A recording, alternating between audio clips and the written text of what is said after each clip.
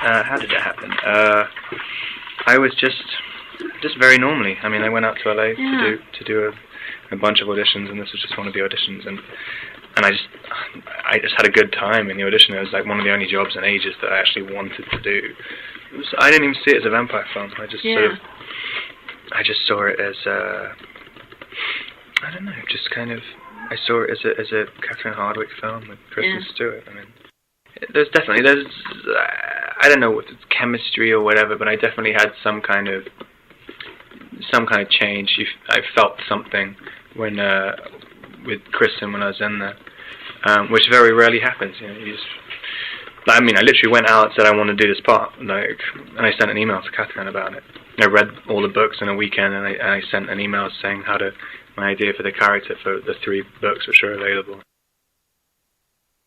I was so ignorant of everything. I mean, I literally went in thinking, like, this is just a drama. It's not a fantasy film. It's not a vampire film. It's not even a love story. It's like, it's a serious drama. So, like, when they started doing all these makeup tests for all the vampire stuff, every single time I was really shocked by it. And initially, they wanted me to wear this, like, really long, like, Anne Rice vampire hair, like, down to my waist. And I was literally, like, I wasn't allowing that to happen. But they wanted me initially because they're saying he has this perfect teeth all the time.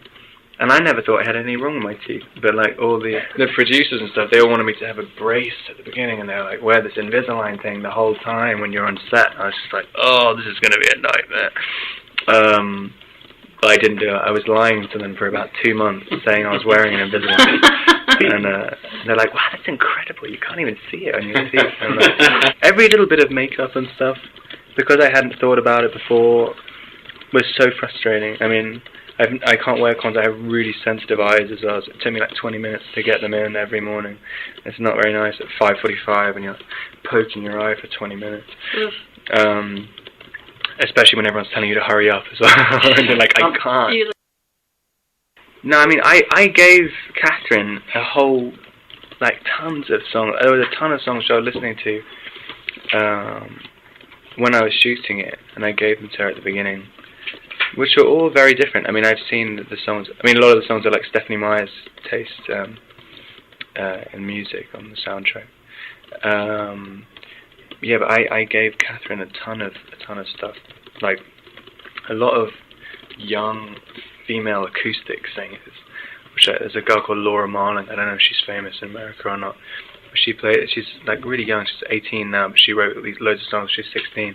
Very like desperate, kind of about, you know, disconnected girls who don't really understand what's going on with their lives. And I was listening to a lot of that stuff, and a lot of a guy called Georgi Ligeti, this Polish composer, which is all very different to like the stuff which ended up on the soundtrack at Linkin Park. And I had a CD. I mean, I'd never recorded anything, and I had stuff on my computer, and she just gave them to Catherine because Catherine kept asking for songs, but not for the soundtrack or something.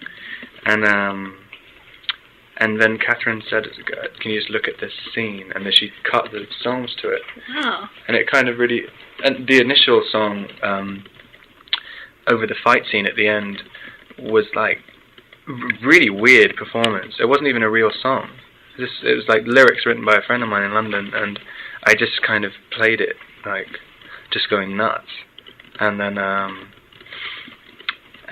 she put it in them, and, you know, kind of, I didn't really think about it when it was on the soundtrack. I didn't even want it to be on the soundtrack. Really? I didn't even want it to have a credit or anything. I don't think like, music, I think it's so hard, especially now, for music to, do you have a career in music?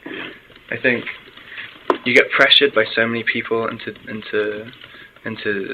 well, I mean, even now, because I've got the song on the soundtrack or whatever, like, people are saying, you know, you have meetings with contract people, and everyone's like, you know, they say, like, yeah, we want to give you a contract, but then you have to do all of this shit, and you have to do a co-written album. You can co-write one song on your album, it's like, and you have to do it in white makeup on the cover, and it's called, like, Out of Twilight or something. No, I'm really not a very sporty person. I have no hand-eye coordination at all. The only annoying thing was that you had to look like it was effortless. I mean, in the rehearsals, when we were just, like, because I was practicing with it when she was just literally holding on without a wire and just climbing up ladders and stuff, when I was really fit at the beginning of the shoot, and then I just lost all my fitness progressively. But like that, it seemed really easy when you're doing it at first. Right. And you're just like sweating and it's all kind of natural. Because Chris only weighs like, I don't know, 50 pounds or something. I don't know, it's still, because I've been in this little bubble where all I've been doing all year is promoting the movie and not really being in my real life. I guess it all, when someone comes up to me in the street, it seems like it's still not part of reality. It seems like I'm still working.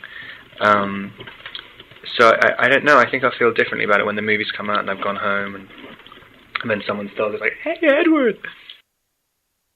Well, I don't really have anxiety dreams. I mean, it is annoying when like you would go to a place which you could go to last year and it was, no one would have a clue, especially to do with music. That's what I can't really do. I used to love playing live, like just at like open mics and bars and stuff, because you could just go nuts and you could just be completely free. And it would be like a kind of cathartic experience for me. And then I did one here, and somebody filmed it and put it on YouTube. And it's like, you know, when you just, it's like it's not the same. And you kind of think like, wow, I've lost like a huge chunk of my life from this. I mean, that's literally what. Every time I came to LA, it's how I met everybody I know in LA, just from doing open mics and stuff. It's like one of my key things. It was like one of my biggest deal things. With the way I did the audition, I really liked how I did it, and I liked how it felt. And it was very different to walking into a room and playing the perfect guy, this statuesque guy walking in. I was playing it as a guy who crumbles at the feet of this normal girl and completely relies on her for everything. And I thought that was the interesting part of the story, where this demigod who has, to the naked eye, superhuman powers and just incredible abilities, and to everyone, to any normal human, it's like you live forever, and like, wow, you're much more interesting than I am, but really he feels like he has nothing, and that's where the love story stems from. And it makes Bella's character more interesting as well. It's like, what's she gaining from it? It's like this kind of mysterious thing about her. And basically what I was arguing with Stephanie about was how happy he was at being a vampire, because he's not a particularly depressed guy in the book. He's always making little quips and stuff. And I was just like, no, you can't have that. and so I just wanted to... And I also wanted them to never touch as well, apart from 3 times. I grew up in London, and I wasn't really an actor-y guy at all. I thought the people who did acting were kind of annoying when I was in school, like. Yeah. And then I was about 15, I think, and my dad saw this bunch of pretty girls in a restaurant somewhere and asked them where they'd been, and they went to this drama club, and he came home and said like, "Hey, you should go to this drama club." and so, I mean, like ages later, I met this other girl who I did really like, and she went to this place. I was like, I don't know what I'd be doing without having gone there. Because I mean, I literally got my agent I worked backstage, and then for about 2 years, or about a year, and then I did my first play, and there was an agent in the audience, and then I got my first job about 6 months later.